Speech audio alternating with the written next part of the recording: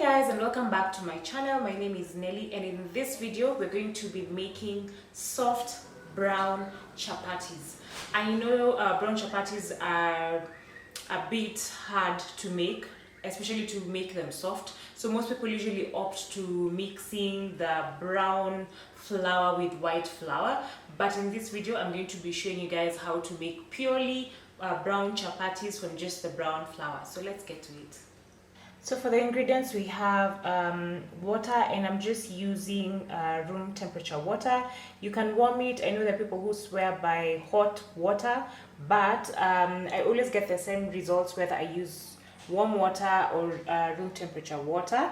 Then of course there is the stone ground brown flour. I like this particular brand. This is not an ad, but I really love it. It's not mixed with I haven't mixed it with white flour like I said before.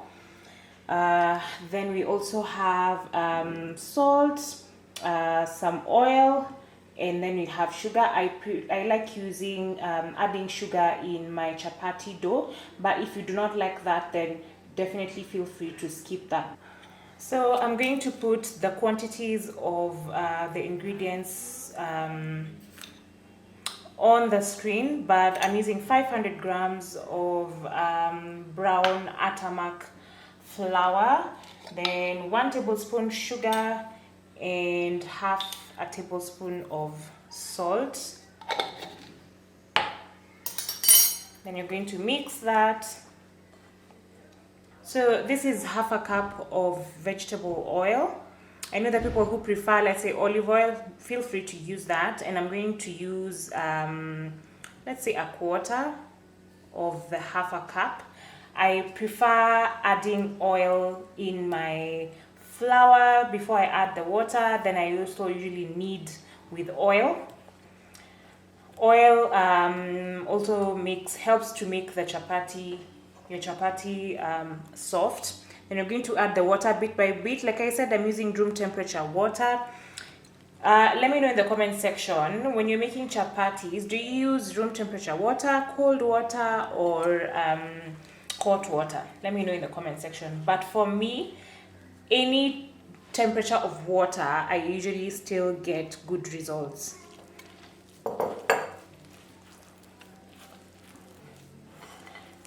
So for brown flour, you usually end up using a bit more water compared to if you were using the white flour. I guess because of the fiber, it takes a bit more water for you to get a soft dough. So what we're looking for is a soft dough. So I'm just going to add more water as I need. You can do this in a mixer, and I would have done this in a mixer, but today I prefer to use my hands.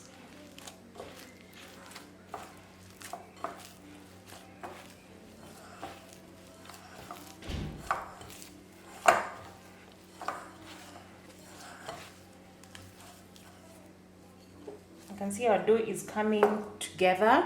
We have a bit of the water still left. I had weighed the water, and this was 374 ml, but you can see we are not going to use all of it, otherwise our dough will be too sticky. And as you can see, our dough is actually a bit sticky, and I'm just going to add a bit more water, then we'll add oil and knead that until the dough is smooth. So for good soft chapatis, it's very important for you to knead your dough sufficiently. So if you're using a mixer, you would essentially allow the mixer to mix the dough until it comes together into a ball. If you're using your hand, you just knead until the dough becomes soft and smooth. So I'm going to add a bit more oil, like another half.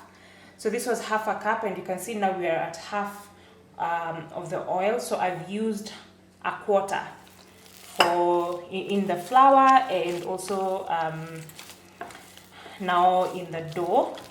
And now I'm just going to move this into the working surface so that I can knead it properly.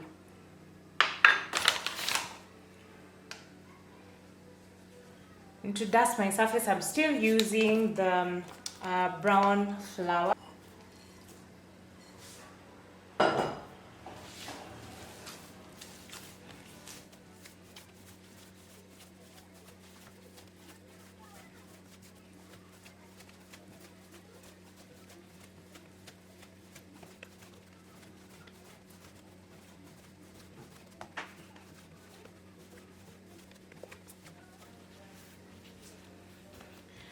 So once our dough is smooth like this, it still feels a bit sticky, but it's not very sticky, and it's soft. Now we're going to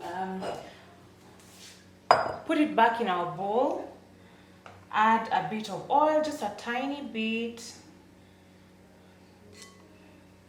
And then you're going to put our dough in there and just turn it around to make sure it's lightly covered with the oil. And we're going to cover this with a cloth and allow it to rest for, let's say, give it 30 minutes or 20 minutes. Of course, if you're making a larger batch of dough, then it needs more time to rest. And resting just ensures that the gluten, because we've really worked the gluten relaxes so that it's easier for us to roll out the dough. And that also contributes to how good your chapatis are going to be. So I'm going to let this rest for 20 to 30 minutes, and then we'll be back and continue with the rest of the steps. So after 30 minutes, our dough has rested, and when you press, you can tell a dough that's rested because when you press, it doesn't spring back because the gluten has relaxed. So now we're going to roll it. I usually prefer rolling one big dough, then I apply oil, then I cut into individual chapatis and roll them. So that's what I'm going to do.